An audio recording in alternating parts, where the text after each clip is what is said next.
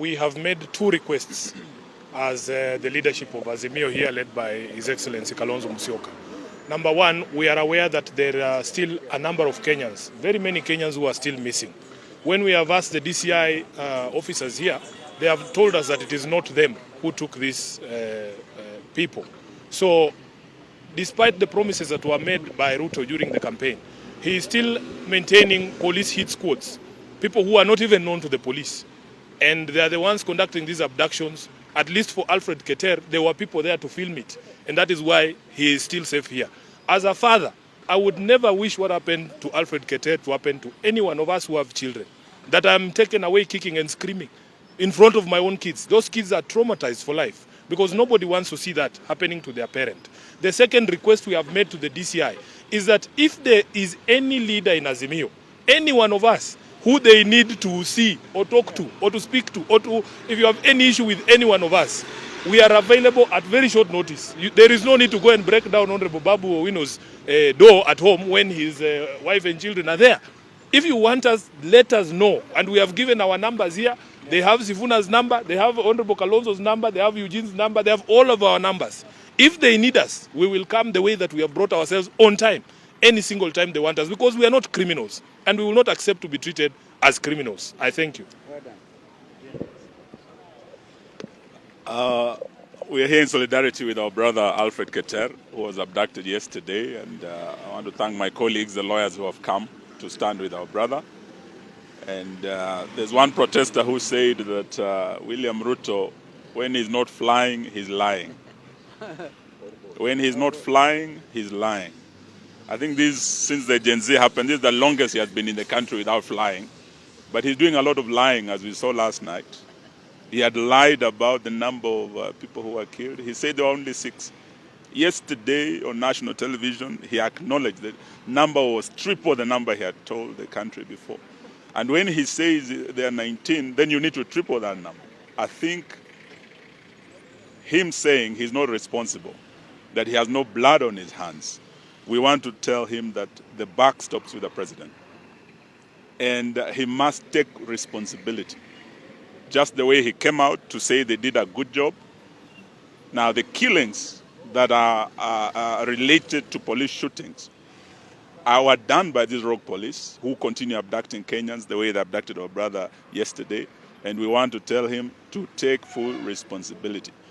We've seen him trying to initiate another multi-sectoral forum of talks. He wants another NADCO. We had time with him, led by our leader, Stephen Kalonzo Musyoka, at Bomas. All the church leaders, religious leaders came, civil society, private sector, National Chamber of Commerce. We gave our views, we engaged. He refused to address the single most important issue, which was cost of living at Bomas, through the NADCO process. Now he cannot hide behind another multi-sectoral forum to diffuse the situation in the country. Let him engage the Gen Z that he didn't engage, that he promised to engage, but he should not hide behind the military. Let him remove the military from our streets and engage Kenyans. Let him not hide behind the police. Let him remove the police and actually engage the Kenyans and address the right issues. That's what we want to urge him, and to say pole once again to our friend Natuko Pamoja. And colleagues, I just want to say that the manner in which our brother was actually arrested was uncivil and barbaric in front of children between the ages of 12 and 6.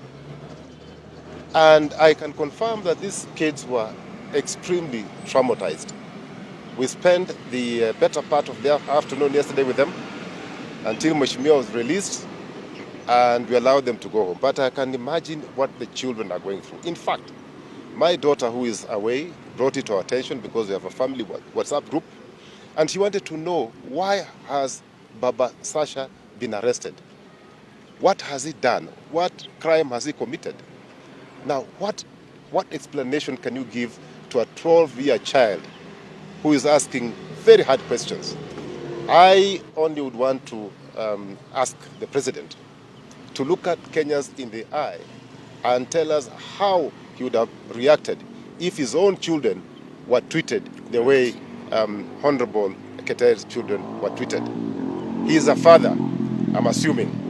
And if he's a father and a parent, then that is not how to behave. Thank you.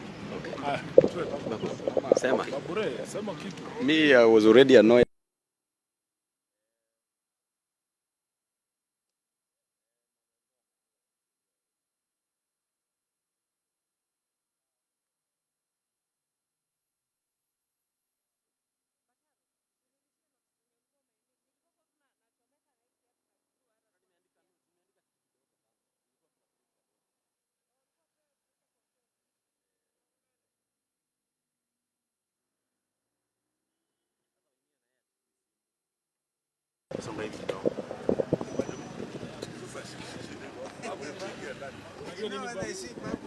Pigio pia achukue. Ventura. Yeah. Yes.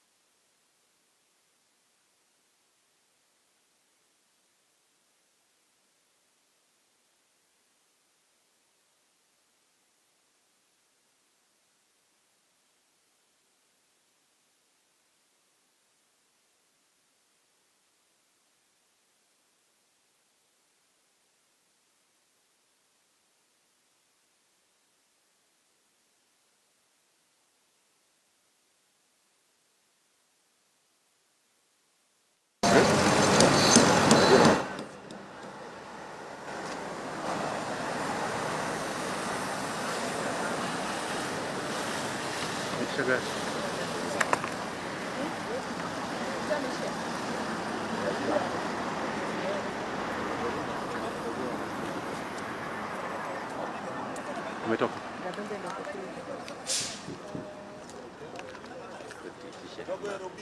Ama